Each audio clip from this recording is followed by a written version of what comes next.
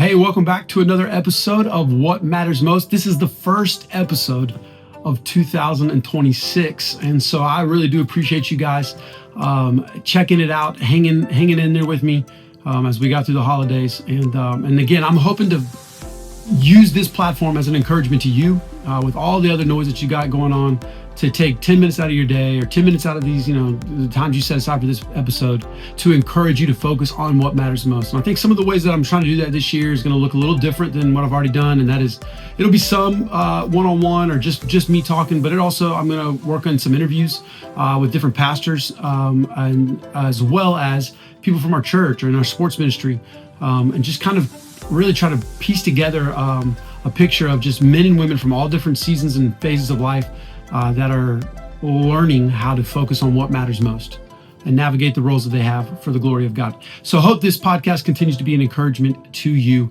Thank you again for checking out today's episode. Let's get to it.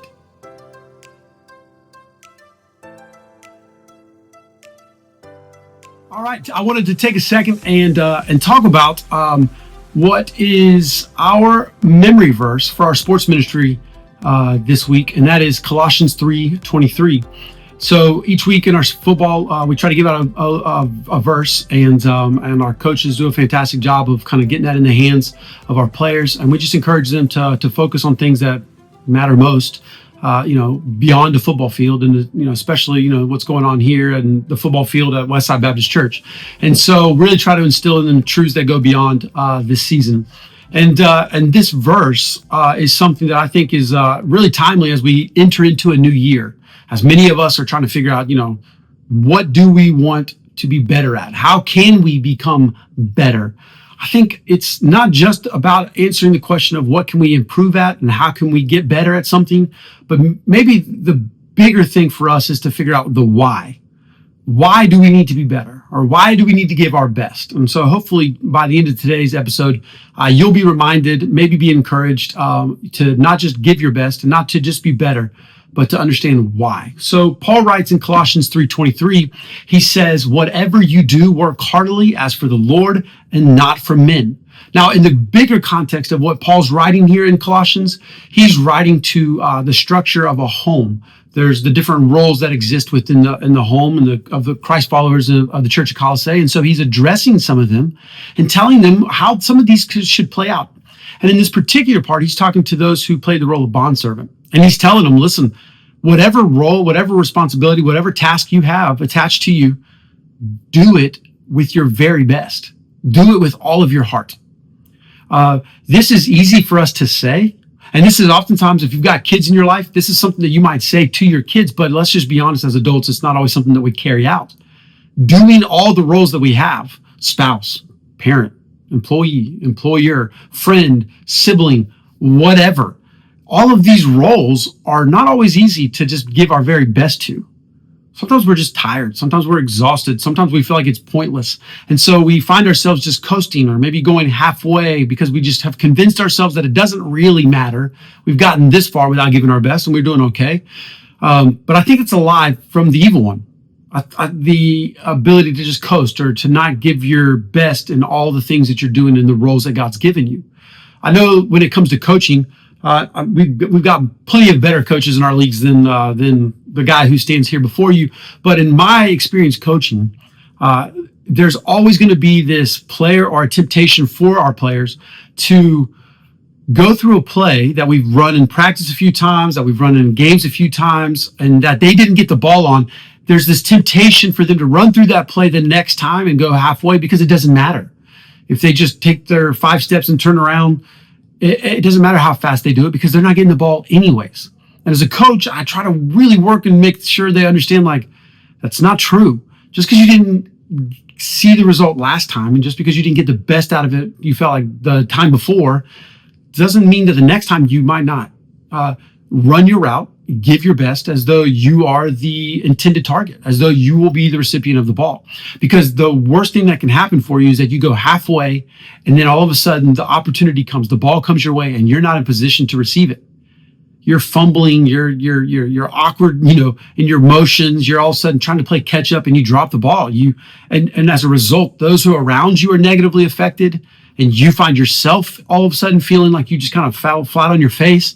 So what you do is you say, give your best. Give your best. Even if you haven't received the reward in the past, give your best this time. Give your best the next time, because you want to be in position to be at your best when your best is required. So give your best. Well, he's saying whatever you do, whatever role you play, whatever responsibility you have, give your best effort.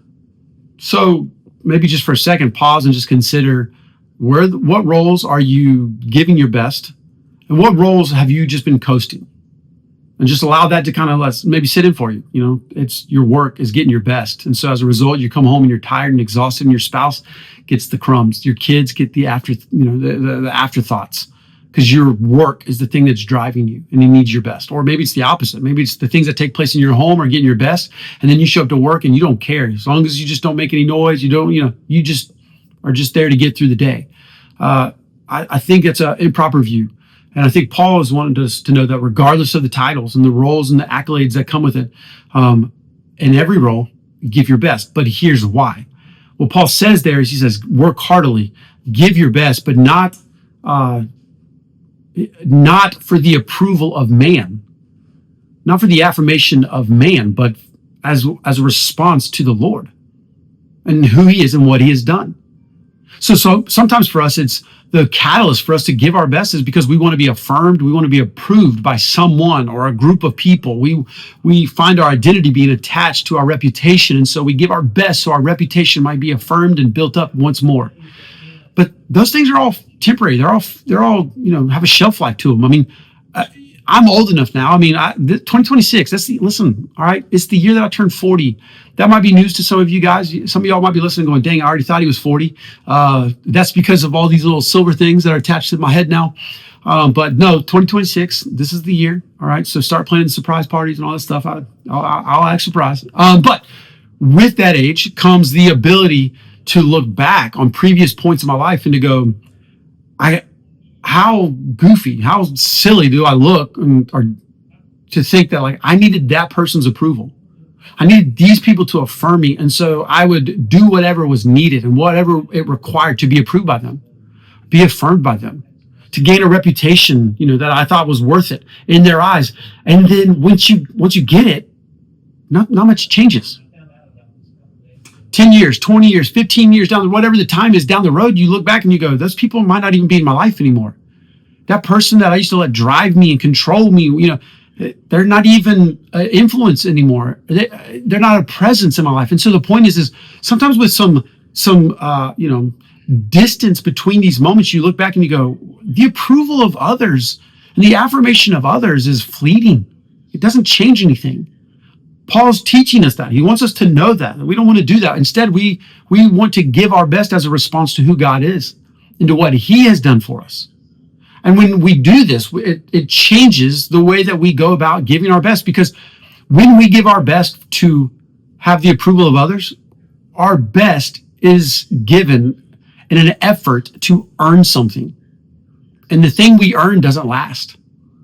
But when we give our best as a response to who God is, it's not about earning anything. Actually, it's a response to God's great grace that he's given to us. And when we look at the God of the universe and the fact that he gave his best for us, it kind of disarms any excuse that we might have to say that we can't give our best. Instead, we say, because he gave his best for me, I want to give my best in the roles that I'm playing. I know I'm going to be tired. I know I'll be exhausted. I know there's a lot, and I won't always do it perfectly. But I want to give my best because these are the things that matter most. And I want to do it as a response to who God is and what he has done for me. So we give our best because of who God is. We give our best because of who our God is and what he has done for us. It's the appropriate response to the gift that he's given. So you and I just got through the Christmas season, and maybe you are fortunate enough to have small kids in your life. Maybe they're in your home or they're connected to your family. But I love gift giving, and I enjoy watching our kids open gifts. And if you haven't gone through this, you more than likely you will. But inevitably, at some point during one of those holidays, one of those Christmas, you're going to be excited about them opening up a gift. And when that kid opens the gift, you're probably going to be more excited than they are. They're going to open it. They're going to look at it. They're going to be excited for the moment. They're going to talk about how awesome that is. And then they're going to put it on the ground beside them and open the next gift and go on to the next one. And then the next day comes and you're going to look into the room and you're going to see that gift you were excited to give them. It's still in the box or it's still lying on the ground. It doesn't seem like they appreciate the gift that you gave them as much as you thought they would. These are temporary gifts, and we see that struggle take place. How much more does a God who gave his very best look at us and go, man, I don't think they understand the gift.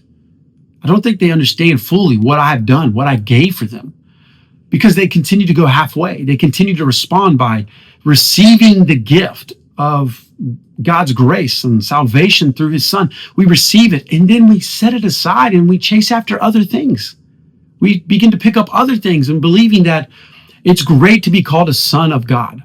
That's great. It's great to be called a daughter of God. But you know what I really need? I also need the affirmation of this person. I need these people to think that I'm the best parent. I need this person to think I'm the best spouse. I need these people to think I'm the best employee. And so we chase after these other things and we set aside the gift that matters most. What Paul's saying is, listen, give your best as a response to who God is and what he's done for you. So as you go through the start of this year and the next 12 months, and you're working to improve and you're looking to be better, let me encourage you to not do it as a source to earn the approval of others and the reputation that, is worth talking about, or a legacy that people will talk about. But let the catalyst of your effort not be about earning, but as a response of worship to who God is and what he has done. And I am convinced that if we will get that right, it will change our understanding and our efforts. We won't walk through these different seasons as drained as we oftentimes do, and as depleted and stressed and tight, as we oftentimes do, but rather it's a response of worship. It's us recognizing who he is. And so we are able to go through these different roles, not earning anything, but responding to who he is and what he has done. And I think everything changes as a result of that.